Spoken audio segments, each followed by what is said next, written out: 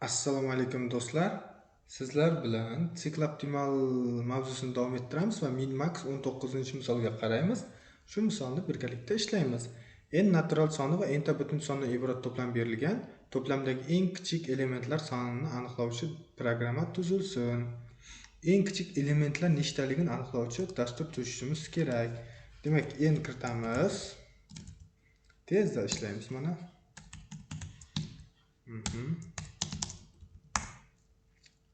Tak.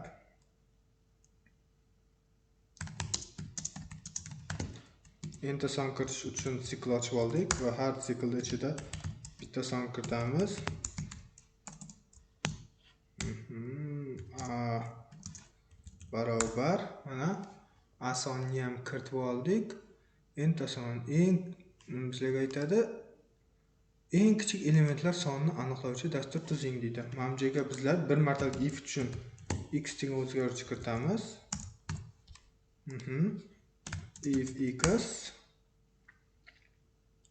mini barobar a, ya'ni miniga a ni o'zlashtiramiz birinchi sonni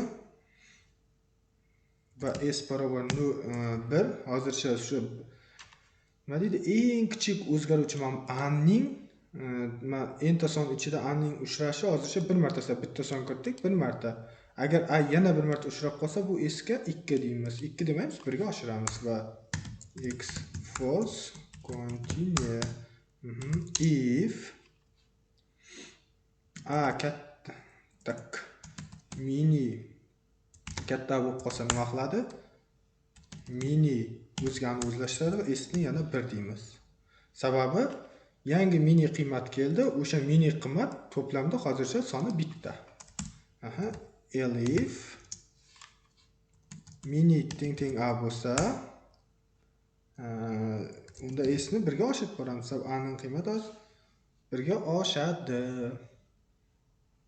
Eng kichik elementlar sonini aniqlash kerak edi. Mana shu bilan dasturimiz chiqar ekan. Else bu yerda shart emas. Else holat va eng oxirida print sini chiqaramiz. Keling, ishlatib ko'raylik. O'xsharmikan? Unda son kiritamiz 5 4 4 2 2 1 5 1 1 mana 3 ta birlar soni. Keyin mana bu yerga minini ham qo'shib chiqaramiz. Qaysi son chiqarayotganini ko'rish uchun ishlatamiz. 10 5 1 1 3 mana bu uchimiz birlar soni ekan. 1 2 3 ko'rdingizlar? Eng kichik elementlar soni 3 taligini topib beryapti. Mana bu yerda birimiz eng kichik element va ularning soni mana 3 ta. Shuni ishlovchi dastur. Nima bo'ldi bu yerda? Bu x'imiz oldin aytganimdek bir martalik if uchun, ya'ni birinchi kiritilgan sonni mini o'zgaruvchiga yuklash uchun birinchi kiritilgan sonni mini o'zgaruvchiga yuklash uchun tak, mana bu s1 deganimiz o'sha mini, hozircha birinchi kelgan sonimiz mini deb olyapmiz. O'sha to'plamda faqat bitta deyapmiz. Hozircha bitta, sabab yana uchrasa mana bu joyda uning qiymatini 1 ga oshiradi va x false dedik. Ya'ni mana bu if ga yana qaytib kirmaslik uchun va continue shu joydan sikl davom ettirdik. Mana bu yerda agar yangi mini uchrasa, mini degan o'zgaruvchiga o'sha a ni yuklayapmiz va o'shalarning sonini 1 ga tenglayapmiz. Agar mini a ga teng bo'lib qolsa, o'shani 1 ga oshiryapmiz. Mana oddiygina dastur. Tak. Yana o'ziga qaytaramiz va keyingi misolga o'tamiz. Keyingi misol 22-misol ekan. Mana n natural soni va n butun sondan iborat to'plam berilgan. To'plamda eng kichik ikkita qiymatni aniqlovchi programma tuzing. To'plamda eng kichik ikkita qiymatni aniqlashimiz kerak. Demak, boshlaymiz. N natural soni berilgan. Va eng kichik ikkitasini aniqlash uchun bizlar eng avvalo minini kiritishimiz kerak. Bu yerda bir martalik if o'tmaydi. Minini kiritishimiz kerak. A barobar deymiz. Bu odamlarga interfeys ko'rinish uchun va mini ikkita mini kirityapmiz. Mana int input a kelar shuni mini 2 mini 1 deymiz. Va qaranglar, hozir bizlar eng kichik ikkitasini aniqlash uchun mana bu kiritilgan ikkita mini eng kichik ikkitasining kattasini aniqlashimiz kerak. If deymiz, mini 1 kichik mini 2 bo'lib qolsa, mini 1 bilan mini 2 ning qiymatini almashtiramiz. Nimaga kerak bu? Endi qaranglar, hozir sizlar dastur tuzyapsizlar, eng kichik ikkitasini aniqlash uchun mana 5 pala-partish bo'lib yotibdi sonlar, eng kichik ikkitasi 1 bilan 2, to'g'rimi? Buni aniqlash uchun qanaqadir ketma-ketlik yoki qanaqadir algoritm kerak, yo'nalish kerak. O'sha yo'nalishni topish kerak. O'sha yo'nalishni topish uchun bizlar ikkita mini 1 va mini 2 degan o'zgaruvchi olamiz. Bizlar mini 1 ga shu mana bu eng kichik ikkita sonning kattasini yuklaymiz, mini 2 ga o'sha eng kichik sonni yuklaymiz. Hozir bizlarga ikkita eng kichigini topyapti-yu. O'sha mana 1 bilan 2 eng kichik ikkitasi, mini 1 ga o'shalarning kattasini, ya'ni 2 ni yuklaymiz. Mini 2 ga bo'lsa o'shalarning eng kichigi mana 1 ni yuklaymiz. Hozir mana bu yerda mini 1imiz 2, uzr. Mini 1imiz 2 ga, mini 2imiz bo'lsa 1 ga teng. Va nihoyat keyin mana o'ylab qaranglar, mana bu yerga 1.5 degan son kiritildi. Shunaqa son kiritildi. Demak, eng kichigi mana bu 1 bilan bu 1.5 hisoblanadi. To'g'rimi? Albatta to'g'ri. Endi men butun sonlarga e'tibor bermaylik, faqat yana 2 bilan 1 ning orasida bo'lgan uchun men son kiritdim. Va bu sonimiz qaysiga yoziladi? Qaranglar, sizlar almashtirmoqchi bo'lsanglar, mana bu 2 bizga kerak emas, endi shu 2 ning o'rniga yozishimiz kerak, to'g'rimi? Mana bu 2 ning o'rniga yozishimiz kerak. Birdaniga mana bu 2 ning o'rniga yozib, shunda mini 1 ning qiymati 1.5 bo'ladi. Agar mana bunaqa nima deydi, bir tartibli bittasiga mana bunga kattaroq mini, bunga eng kichik minini qo'yib shularni solishtirmasak, ishimiz og'irlashadi. Endi masalan, mini 2 ga keyin 0.5 degan son kiritildi. Mana mini 1imiz 1.5, mini 2imiz 1. Endi o'ylab qaranglar, bu 1 dan kichik deb mana bunga o'rniga yozib tashlasanglar, mana bu 1.5 qolib ketadi. Demak, mana mini 2 ning qiymatini mini 1 ga o'tkazib yuborishimiz kerak. Yo'l yo'lakay va 1.5 ni umuman tashlab yuborishimiz kerak. 1.5 eng kichik ikkitasidan chiqib ketdi o'ja. Agar mana bu yerda 0 degan kiritilsa, sizlar o'ylaysizlar, men bu bilan almashtirsam bo'ladi deb. Uni dasturda pala-partish bo'lib ketadi. O'shaning uchun dasturda bir ketma-ketlik topib olishimiz kerak. Mana bu yerda shuning uchun bizlar mini 1 ga kattaroq mini o'zgaruvchini, mini 2 ga eng kichigini olyapmiz va siklni ishlatamiz. In range bu 2 dan boshlaydi. O'sha ikkita son kiritilgan, 3 dan boshlaydi, 3-sondan kiritib boshlaydi. Mana o'sha ikkita son kiritilgan va a ni kiritamiz endi. Input. Mana bu yozamiz. If, qaranglar. Hozir shunda o'chiramiz buni. Mana eng kichik ikkitasi bu bilan bu deylik. Demak, kiritilgan a sonimiz mini 1 dan kichik and amiz mini 2 dan katta bo'lsa, mini 1imiz a dan katta va mini 2 dan kichik. Ya'ni mini 2 eng kichigi, mini 1 undan keyin undan sal kattarog'i. Ya'ni amiz mini 1 dan kichik, lekin mini 2 dan katta bo'lsa, ya'ni mana bu yerda 1.5 kiritilsa. Bizlarda hozir mana bu yerda mini 1imiz 1 ya 2, mini 2imiz 1 ga teng. 1.5 bo'lsa, biz o'z-o'zidan mana bu mini 1 ning o'rniga 1.5 yozishimiz kerak. Shunda nima qilamiz? Mini 1 barobar a deymiz. Mini 2 ga teng emas, mini 2 mana turaveradi shundoq. Faqat mana bu o'rniga 1.5 yozishimiz kerak. Endi kiritgan sonimiz elif deylik. Elif amiz kichik mini 2 dan bo'lsa, mana endi qarang, mini 1 bilan mini 2 1.5 bilan 1 edi. Endi bizlarga eng kichigi kiritilib qoldi, 0.5. Ya'ni mana mini 2 dan ham kichigi kiritildi. Demak, bizlar mana bu 1 ni bu mini 1 ga berib yuborishimiz kerak. Demak, mini 1 barobar mini 2 dagi qiymat bo'ladi. Ya'ni mini 2 ni bunga beramiz va mini 2 ning qiymatiga nimani yozamiz? Mana bu 0.5 ni yozamiz. Mana bu yozamiz. Shunda hozir mini birimiz 1, manbimiz 0.5 bo'ladi. Va eng oxirda ekranga print mini 1 bilan mini 2 ni chiqaramiz. Mana kiritib ko'ramiz. 5 uzr. Tak, nima xatolik bo'ldi? N is not defined deydi. N mana bu yerda kichkina n yozib qo'yibmiz. Katta n qilamiz shuni va dasturni yana ishlatamiz. 5 4 mana 2 bilan 1, eng kichik ikkitasi 2 bilan 1 ekan. Yana ishlatib ko'ramiz 10 ta son uchun. Nima qiyinchilik bor? 8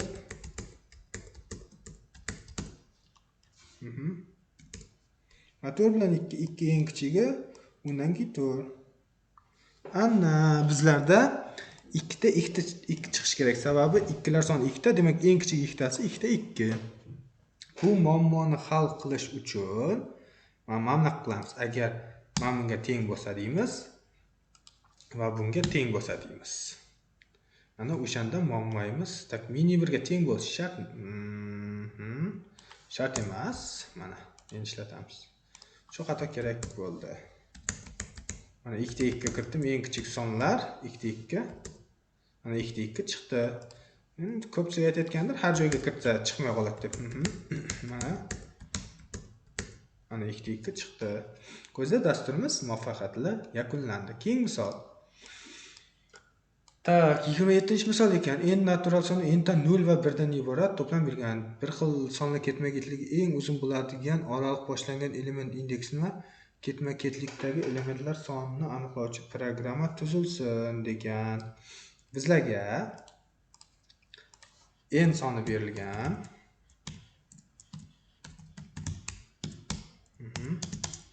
Va shu n dan 0 1 0 1 1 0 0 1 1 0 shunaqa mana bular soni n ta bo'lgan 0 1lar berilgan. Shular orasidan ketma-ketlik degan, ya'ni mana bu ketma-ketlik 2 ta 0 bo'lsa bu 1 ketma-ket, 3 ta 1 bo'lsa bu 1 ketma-ketlik. Shularning ketma element sonini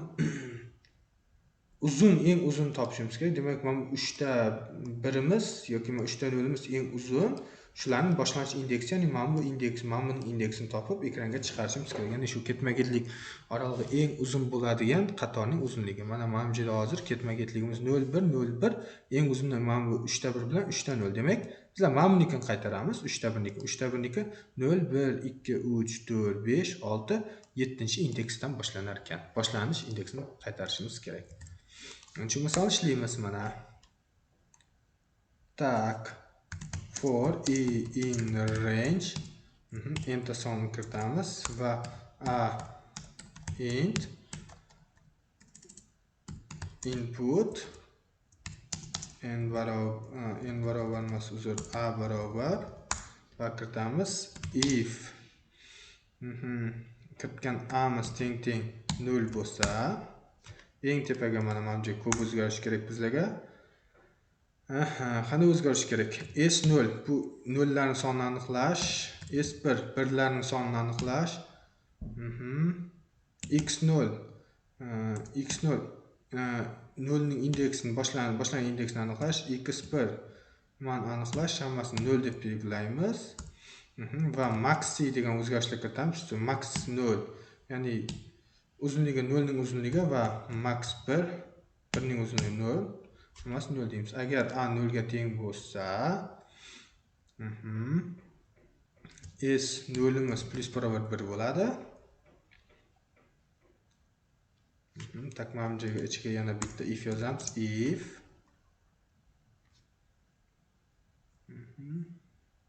If deymiz. Agar s yaxshi yo'l turaversin, s ning qiymatini 1 ga qo'shamiz va if deymiz. S 0imiz teng 1 bo'lsa, x0 elementimiz indeksini yodlab qoladi. Keling, mana buni birdan boshlaymiz. Ko'cha tilida tushunarli bo'lishi uchun. Mana bu joyga plus 1 yodlab qoladi. S0 plus 1 va mana bu joyga S1 ning, ya'ni birlarning soni qiymatini 0 ga aylantiradi. Nollarga 1 ni qo'shadi va birlarning sonini 1 ga aylantiradi. Mana bu joyda x0 ni yodlab qoladi. If deymiz, a ning qiymati 1 ga teng bo'lsa, S1 ni 1 ga aylantiramiz va if S1 teng 1 bo'lsa, x1 ga i ni yodlatamiz va s0 ning qiymati avtomatik birlar boshlandi va s0 ning qiymati o'z-o'zidan 0 bo'ldi. Tak, endi nima qilamiz? Hammasi joyida. 0 birlarning joyini aniqlaydi. Va mana elif qilganimiz yaxshiroq ekan. Tak, mana bu yerga to'g'ri if va maksimum sonini aniqlashimiz kerak. If deymiz, max 0 katta, max 0imiz kichik bo'lib qolsa s 0 dan, ya'ni s 0 ning qiymatidan kichik bo'lib qolsa max 0imiz o'zlashtiradi s 0 ni. If max 1 ning qiymati kichik bo'lib qolsa s1 dan, max 1imiz o'zlashtiradi s1 ni. Eng katta bo'ladigan bizlarga indeksini chiqarishimiz kerak va mana bu joyda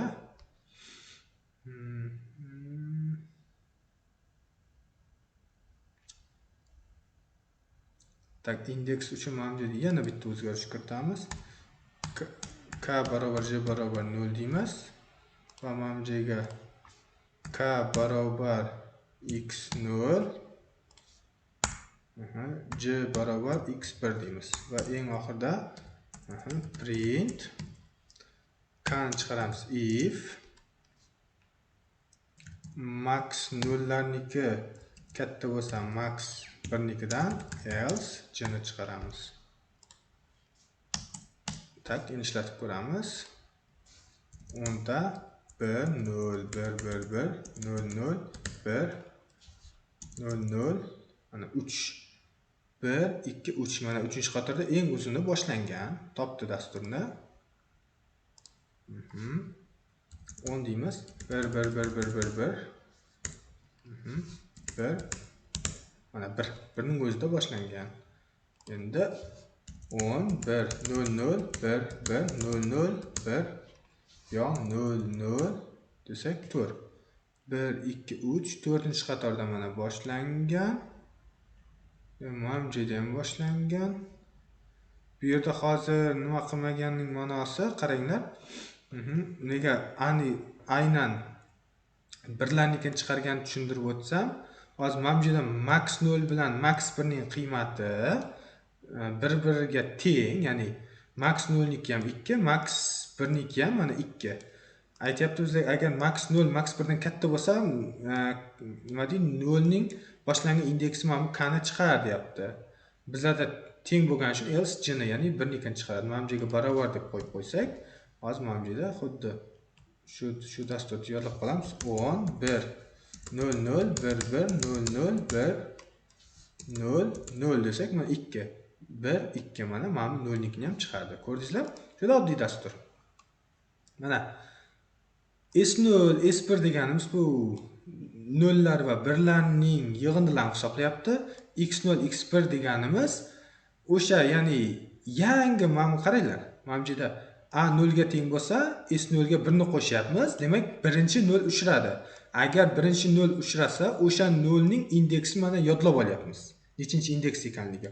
Va birlar soni 0 ga aylantiryapti. Sabab 0 uchradi degan bo'ldi, birlar 0 ga aylandi o'zi. Agar keyingi siklda kelganimizda A 1 ga teng bo'lsa, xuddi shu birlarning sonini 1 ga oshiryapmiz va birlarning soni 1 ga teng bo'lsa, ya'ni yangi bir uchragan bo'lsa, o'shaning indeksini darrov yodlab olyapmiz mana bu yerda va 0larning soni mana bu yerda 0 ga aylanibsa, 0 emas, u 1. O'zi birlar ketdi. 0lar o'sha joyda nima deydi? Ketma-ketlikda 0lar soni 0 ga aylandi. Birlar soni 1 bo'ldi. Agar keyin yana 1 kelsa, mana bu yerda 2 bo'ladi va mana bu S1 ishlamaydi. Ya'ni boshni yodlab turadi. Va mana bu yerda max 0 degan bilan max 1 deganimiz ikkalasi ham 0 ga teng va max 0 bilan S0 ni solishtiradi. Mana S0 0larning ketma-ketligini sanab beradi. Agar 0larning ketma-ketligi max 0 dan katta bo'lsa, kamiz mana shu boshlangan mana bu o'sha birinchi A, ya'ni birinchi 0 soni boshlangan indeksni k o'ziga olib turadi va max 0 shu 0 ning qiymatini oladi, eng uzunligi. Mana bu yerda ham birlarniki ham xuddi shunaqa ishlaydi. Va natijada eng oxirida mana bu yerda max 0 bilan max 1 qiymat topdi, o'shani solishtiradi, shunga qarab boshlangan indeksini mana ekranga chiqaradi. Juda oddiy dastur. Bu dasturni yana ishlatib analiz qilib ko'rasizlar. Tushunmasalar, bemalol Telegramdan murojaat qilsanglar bo'ladi. Keyin eng oxirgi misol n natural soni berilgan va n ta butun sonli iborat to'plam berilgan. To'plamdagi ketma-ket keladigan eng katta elementlarning minimal sonini aniqlovchi programma. To'plamda keladigan qanday ketma-ket deydi. Ketma-ket keladigan eng katta. Shu misol mana to'plamda masalan 5 5 6 6 7 6 6 mana eng katta mavjida 9 9. To'plamda eng katta element qaysi? 9. Mana 9 lar 3 ta, to'g'rimi? Shu 9 lar ketma-ket keladigan eng minimal sonni aniqlang. Eng minimal son mana 1.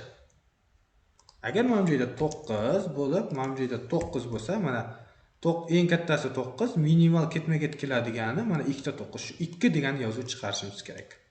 Agar mavjida 4 ta 9 bo'lib ketsa, eng kattasi 9 va ketma-ket keladiganlar mavjida 4 ta, mavjida 3 ta. Demak, bizlar nimani chiqarishimiz kerak? 3 ni chiqarishimiz kerak. Shu dasturni tuzishimiz kerak. Demak, yana n ni kiritamiz. Input. Agar video dars cho'zilib ketgan, qiziqarsiz bo'layotgan bo'lsa, kodlarga qarab o'zingiz o'rganishingiz mumkin. Mana endi kiritamiz va mini deb o'zgarish kiritamiz. Ya'ni mana bu ketma-ket keladiganlar soni kamida n ga tenglaymiz. Nima uchun? Hozir qaranglar, birinchi son kiritilsa mana bu joyda, masalan, hammasi bir xil son bo'lsa 10 bo'lsa, ularning minimum o'zgarishisi o'sha mana bu kiritilgan nechta son bo'lsa, shuncha songa teng bo'ladi albatta. Sababi hozir bizlarga yangi mavjida birinchi sonimiz o'zi bitta son bo'lsa, bitta sonning o'zi eng kattasi hisoblanadi. Undan keyingisi ham o'ziga teng bo'lib qolishi mumkin. O'shaning uchun mana bu minini n ga tenglaymiz. So for in range n deymiz va n son kirishda davom etamiz.